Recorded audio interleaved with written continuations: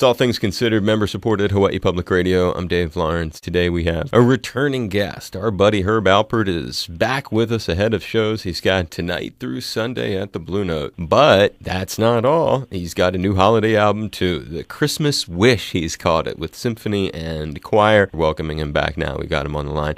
Herb, aloha, brother. Hey, Dave. How's it going for you? It's good, brother. Good to be hearing Merry your voice. Christmas. Merry Christmas in advance to you, too, man. Before we get into the holiday record, Herb and I were just talking off air. You were on the East Coast and doing some stuff recently. What was the story? Yeah, we were going Midwest, and we ended up in South Carolina, but there was that cold front coming down from Canada, and it was pretty cold back there, all over. Did you have your handy Santa suit that you've got on the cover of this record? Nope. I'm thinking you would have been toasty warm. Could be. Yeah, it would have been probably inappropriate, but nice. Is that thing as warm as it looks, or it was pretty darn warm. Yeah, actually it was. Where'd you do the photo shoot? In my sculpture studio, actually. Is that where that is? Yep. That's a great one. And did you have to rent that outfit, or is that just part of your wardrobe that you've got? Oh, yeah, I wear it every other day. Yeah, we rented it. Yeah, no, that was my nephew, Randy, Badass Alpert, who was our co-manager. That was his idea. He's been after me to do that since I did that album with the Tijuana Brass in the 60s. It's a great outfit. I love it. I think if you wore that at the Blue Note, it would really impress people, but it might get a bit warm in there with that. You don't think they throw things at me? I think you'd help them get into the spirit. Well, they're going to get in the spirit. Now we're going to play some Christmas songs. How much of the set is, last year it was a great mix, and people who've never seen Herb, it's a good run through history, tells some fun stories. This is even going to be better. We have some visuals with us this time, especially when I do the Tijuana Brass medley. Mm-hmm. There's some old footage of things we did with television shows, and Lonnie does a medley and kind of reminisces with Brazil 66 footage. So, are there even still tickets for sale, or are we just wasting our time talking? I really, Dave, to tell you the truth, I don't follow that, I know you don't.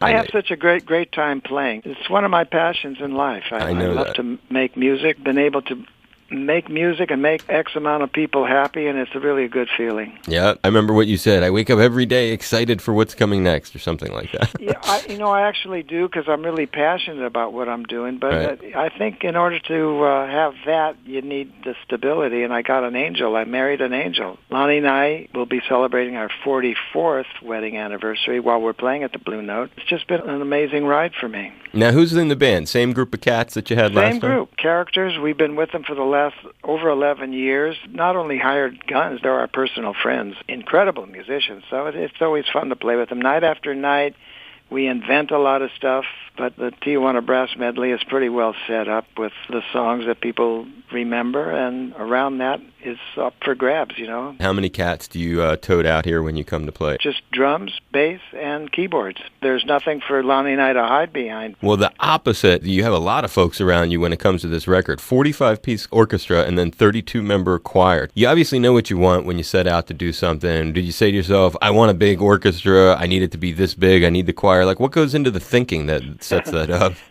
Yeah, that's a good question. When I did the Tijuana Brass Christmas album in the 60s, I didn't have a bucket list, actually, but I always thought it'd be nice to do one with orchestra and choir. And I got a chance to fulfill that dream. And then when I met Chris Walden, who orchestrated everything and co-produced it with me, it was just a perfect combination for me. And I had a great time. We recorded in the old Capitol studios, the one that Sinatra and all the great Capitol artists recorded.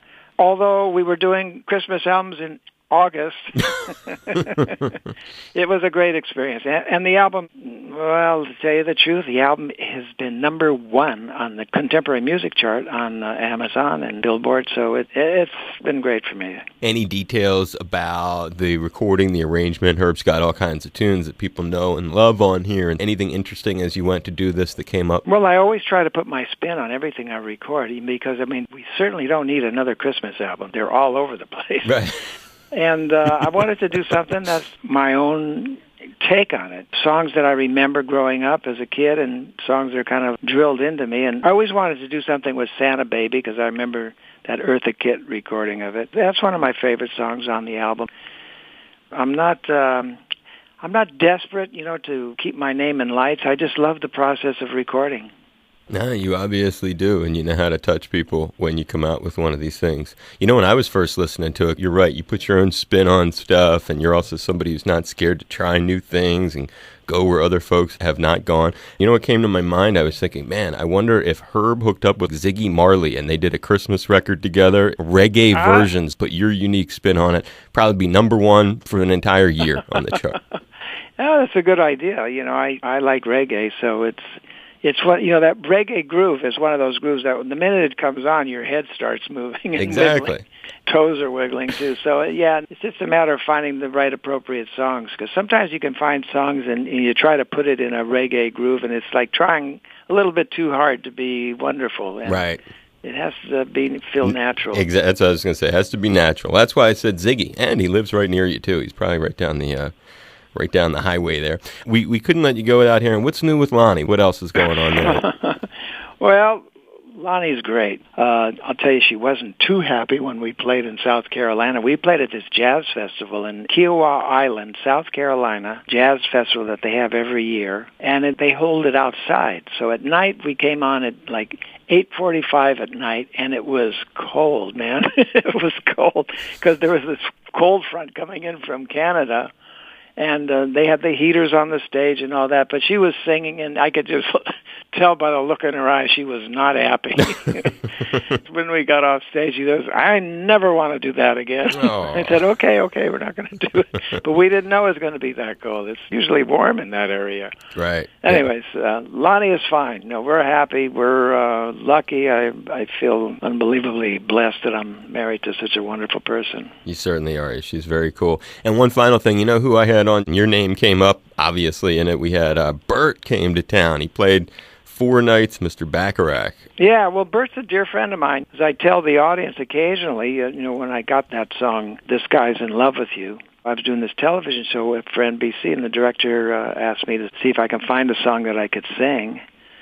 I said, well, if I can find a song I think I can handle, I'll give it a go. So I called Bert, who was recording for A&M, and we were friends. I said, Bert, baby, come on. Do you have a song? You find yourself whistling in the shower, or you didn't get the right recording. Anyways, he sent me, This Girl's in Love with You, and one thing led to another. But no, he's an American treasure. And you see the list of songs that he's written, and they're not all similar. They're all different. I mean, and you can't really second guess it where his melodies are going. The he's brilliant. He called me about a year ago because he was doing this musical with Elvis Costello, and he had this one song that they took out of the show for some reason it didn't fit, and he said he thought I might like the melody. So I drove over to his house, and he sits down at the piano, and it was almost like he was at the Brill Building auditioning this song for me. It was like this guy who's had umpteen thousand hit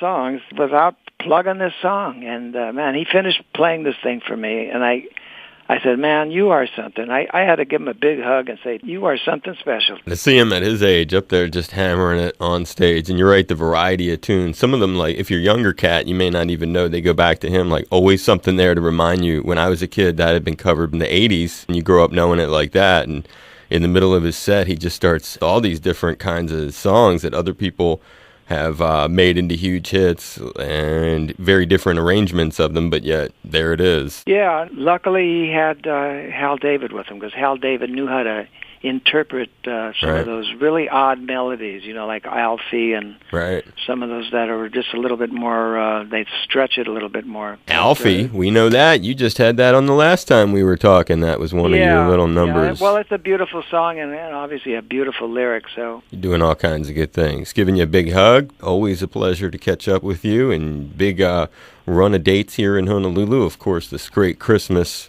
record, The Christmas Wish, Symphony and Choir with Herb Alpert, who, if you didn't hear in the beginning of the interview, he said he's going to come dressed as Santa for his entire trip here, wherever he goes. Wait a minute, hold the dice. It's a great cover, though, and it's going to be great seeing you. Yeah, I look forward to seeing you, Dave. Thanks so much. You're welcome, brother. Take care. Yeah, you too.